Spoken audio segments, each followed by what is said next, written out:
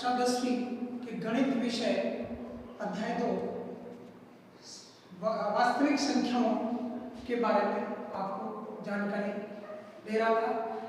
आज हम सीखेंगे अंकगणित की मूलभूत क्रियाओं द्वारा लस और मस ज्ञात करना। लस और मस कैसे ज्ञात करते हैं उसके बारे में समझेंगे। अध्याय 2 में हम पढ़ेंगे केवल अंकगणित पर आधारित लस और मस का मान ज्ञात करेंगे, यानी महत्तम समापवर्तक और लघुत्तम समापवर्तीय का मान ज्ञात करेंगे। मस व लस अंकगणित की मूलभूत प्रमेय से ज्ञात करना। सबसे पहले दी गई संख्याओं का अभाज्य गुणनखंड ज्ञात करते हैं। अभाज्य गुणनखंडों की उभयनिष्ठ छोटी घात वाली अभाज्य संख्याओं का गुणनफल हमेशा मस होता है तथा अभाज्य गुणनखंड की बड़ी घात वाली अभाज्य संख्याओं का गुणनफल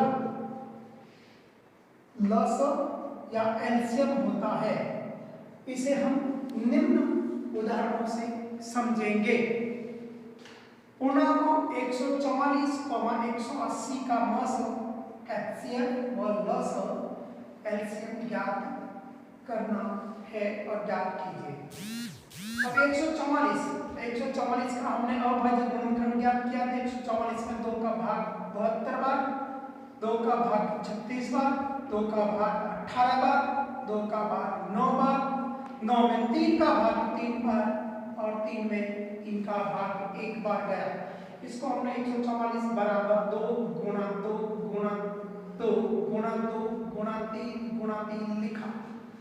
फिर 144 बराबर 2 की घात 4 हो गई, 1 2 3 4, 3 की घात 1 2, 3 की घात 2 लगा दी।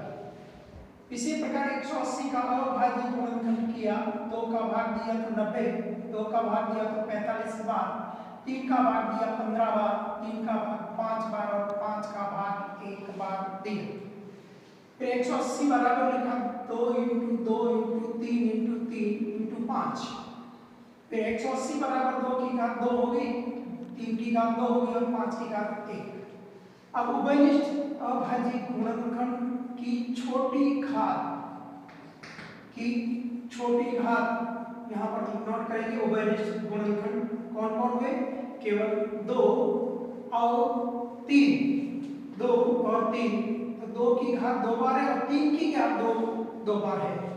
तो मस या एचसीएफ बराबर 2 की घात 2, 3 की घात 2, 2 की घात 2 यानी 4 गुणा 9 बराबर 36 प्राप्त हुआ। इसी प्रकार लस ज्ञात करेंगे इसी अभाज्य गुणनखंड से। तो इसके लिए अभाज्य गुणनखंडों की बड़ी घात लेंगे, उभयनिष्ठ नहीं, बड़ी घात। अब उनकी गुणनखंड अभाज्य गुणनखंड की बड़ी घात, अभाज्य गुणनखंड और उनकी अधिकतम घात कितनी होगी? 2, 3 और 5। 2 की घात 4 है, 3 की घात 2 है और 5 की घात 1 है। तो हमने इस प्रकार लिखा। फिर लस बराबर 2 की घात अधिकतम है 4, 3 की घात अधिकतम 2 और 5 की घात अधिकतम 1। 2 की घात 4 यानी 16 गुणा 3 की घात 2 यानी 9 गुणा 5 की घात 1 यानी 5। गुणा करेंगे तो 16 गुणा 9 गुणा 5 बराबर 720 प्राप्त हुआ। ये हमने मस और लस अंकगणित की मूलभूत प्रमेय से ज्ञात किया। इसी प्रकार दूसरा उदाहरण, यदि 2 संख्याओं का गुणनफल हमको 525 है और उनका मस यानी एचसीएफ 5 है तो लस ज्ञात करना है। हल में 2 संख्याओं का गुणनफल बराबर 525, मस एचसीएफ बराबर 5, लस बराबर क्वेश्चन मार्क। हल हम चाहते हैं मस और लस का गुणनफल बराबर 2 संख्याओं का गुणनफल होता है। अब लस हमको ज्ञात करना है तो 2 संख्याओं के गुणनफल में मस का भाग देंगे। तो 525/5 बराबर 105 लस हमको प्राप्त हुआ। लस यानी एलसीएम। इसी प्रकार अगला उदाहरण है क्या? 2 संख्याओं का मस एचसीएफ HCF 15 तथा लस 175 हो सकता है, हमको कारण देना है। लस और मस के बीच संबंध होता है कि मस का भाग हमेशा लस में पूरा पूरा जाता है। हल के लिए हम इसको हल करेंगे तो हम जानते हैं कि एलसीएम हमेशा एचसीएफ से पूर्णतः विभाजित होता है, लेकिन एलसीएम 175 मस 15 से पूर्णतः विभाजित नहीं है। अतः दो संख्याओं का मस 15 व लस 175 नहीं हो सकता। इसी प्रकार अगला उदाहरण है, वह बड़ी से बड़ी संख्या ज्ञात कीजिए जो 247 व 2055 को इस प्रकार विभाजित करती है कि प्रत्येक स्थिति में शेष पद 7 बचे। हमको जो संख्याएं दी गई है 247 व 2055 में से हम बड़ी से बड़ी संख्या ज्ञात करना चाहते हैं, एचसीएफ निकालना चाहते हैं, तो भाग देने पर शेष पद 7 बचेगा। तो हम क्या करेंगे, 247 में से जो शेष पद 7 था वो घटाएंगे, बराबर आया 240। इसी प्रकार 2055 में से भी वही शेष पद 7 घटाएंगे तो 2048 प्राप्त हुआ।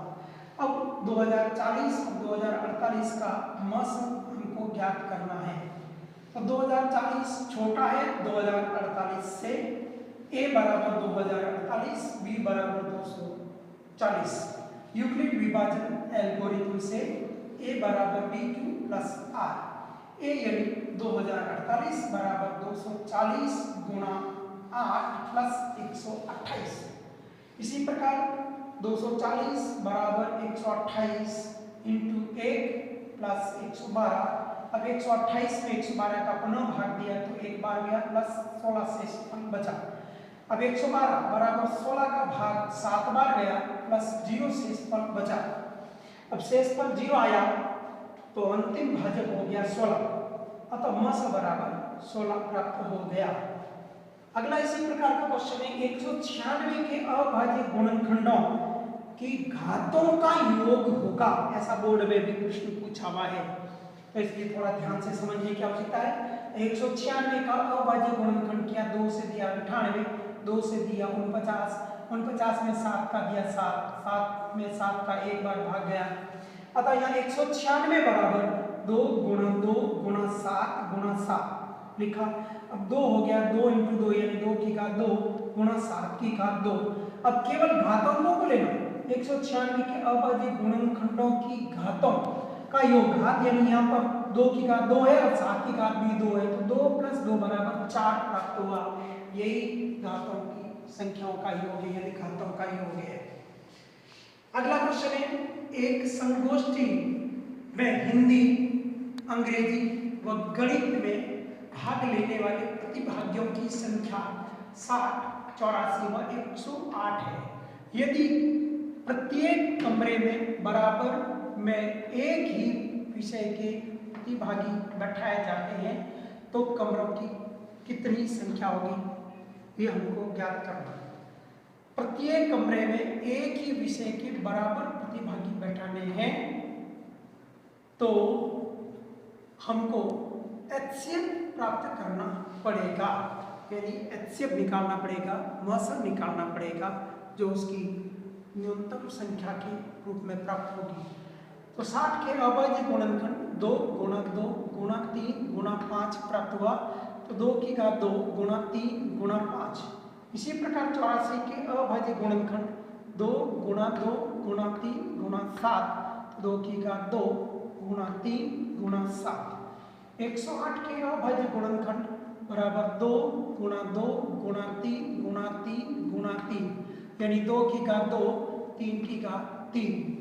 अब हम मस ज्ञात करेंगे तो 2 की घात 2 उभयनिष्ठ है, सब में न्यूनतम है, और 3 की घात 1 सब में न्यूनतम है, तो ये हो जाएगा 4 गुणा 3 बराबर 12, मस प्राप्त हुआ। प्रत्येक कमरे में 12 प्रतिभागी बैठेंगे, अर्थात प्रतिभागियों की संख्या एक कमरे में 12 होगी। अब कमरों की संख्या ज्ञात करनी है तो कुल प्रतिभागी में मस का भाग देंगे, अर्थात कुल प्रतिभागी हो गए 60 प्लस 84 प्लस 108 बट्टे 12, जोड़ने पर 252 बट्टे 12 बराबर 21 प्राप्त हुआ, जो कमरों की संख्या है। अब हमको इसी प्रकार एक कुछ क्वेश्चन दिया है सरल करना। सरल करके बताइए कि ये जो दिया गया है एक परिमेय संख्या है या अपरिमेय संख्या, ज्ञात करना है। तो हमने उसको लिखा 2 √45 प्लस 3 √20 बट्टे 2 √5। 2 45 का अभाज्य गुणनखंड कर लिया 3 गुणा 3 गुणा 5 अंडर में, प्लस 3 20 का अभाज्य गुणनखंड कर लिया 2 गुणा 2 गुणा 5 अंडर में लिखा, बट्टे 2 √5 वैसे ही लिखा। अब ये हो जाएगा 2 अंडर में 3 3 2 बार है, 1 3 बार आ जाएगा, अंडर में केवल 5 बचेगा, प्लस 3 गुणा अंडर में 2 गुणा 2 बार आ जाएगा 1 2 और अंडर में 5 बचेगा। अब 6 अंडर 5 प्लस 6 अंडर 5 हो गया बट्टे 2 अंडर 5, 6 और 6 12 अंडर 5 बट्टे 2 अंडर 5, अंडर 5 से अंडर 5 कटा, 2 से 12 6 बार कटा तो 6 बटे 1 यानी जो दी गई संख्या p बटे q के रूप की है, अतः यह एक परिमेय संख्या है। इसी प्रकार हम सिद्ध करेंगे कि दो धनात्मक पूर्णांकों का गुणनफल 2 से भाज्य होता है, ऐसा सिद्ध करना। माना पहली धनात्मक पूर्णांक बराबर n, दूसरा धनात्मक पूर्णांक बराबर n प्लस 1। अब प्रश्न में दिया है दोनों धनात्मक पूर्णांकों का गुणनफल 2 से भाज्य है, यानी प्रश्नानुसार दोनों का गुणनफल 2 से भाज्य है। तो सिद्ध करना है कि दोनों का गुणनफल क्या है, तो दोनों का गुणनफल Pn लिखा बराबर n n प्लस 1, Pn बराबर n स्क्वायर प्लस n। हम जानते हैं कि कोई भी धनात्मक जो पूर्णांक है वो हमेशा 2q व 2q प्लस 1 के रूप का होता है, जहाँ q एक पूर्णांक संख्या है। यहाँ दो स्थितियां होगी। स्थिति क्रमांक 1 यानी केस नंबर 1 यानी फर्स्ट में n बराबर 2q रखा तो n स्क्वायर प्लस n की जगह 2q का होल स्क्वायर प्लस n की जगह 2q। इसको हल करेंगे तो 2 दूनी 4q square plus 2q, 2 common आ गया तो पीछे बचेगा 2q स्क्वायर प्लस 2। यहाँ पर माना 2q स्क्वायर प्लस q बराबर r ले लिया, n स्क्वायर प्लस n बराबर 2r बन गया, अतः ये 2 का गुणज है, इसलिए ये 2 से भाज्य है। इसको समीकरण नंबर 1 मान लिया। केस दूसरा n बराबर 2q प्लस 1 लिया तो n स्क्वायर प्लस n बराबर 2q प्लस 1 का whole square plus 2q plus 1 जो n की जगह मान रखा, n स्क्वायर प्लस n यानी इसका एक पूर्ण वर्ग विधि से वर्ग करेंगे, 2q का स्क्वायर हो जाएगा 4q स्क्वायर प्लस 2ab यानी 2q और 1 का गुणा 4q प्लस 1 का स्क्वायर 1 प्लस 2q प्लस 1। इसको जोड़ दे n स्क्वायर प्लस n बराबर हो जाएगा 4q square plus 6q plus 2, n square plus n बराबर 2 कॉमन आ गया, 2q square plus 3q plus 1 बचा। इसको हमने 2q square plus 3q plus 1 बराबर r मान लिया तो n स्क्वायर प्लस n बराबर 2r बन गया, अतः यह 2 से भाज्य है क्योंकि यह 2r बराबर 2 का गुणज है।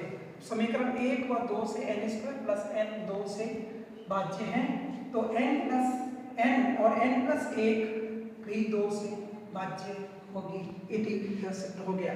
इसी प्रकार अगला उदाहरण एक दिया हुआ है, यदि a व 18 का लसागु 36 है तथा a व 18 का मसागु 2 है तो a का मान ज्ञात करना है। पहली संख्या a, दूसरी संख्या 18, लसागु 36 मसागु 2। पहली संख्या इंटू दूसरी संख्या बराबर मसागु इंटू लसागु, a यानी पहली संख्या 18 यानी दूसरी संख्या, दोनों का गुणा बराबर 2 गुणा 36 लसागु मसागु का मान रखा। a बराबर 2 गुणा 36 बटे 18 a बराबर 18 से 36 दो बार कटा, 2 गुणा 2 a बराबर 4 प्राप्त हुआ, जो हमने अंकगणित से म स और ल स ज्ञात किया। अगले में हम अध्याय 3 में बीजगणित द्वारा ल स और म स ज्ञात करेंगे।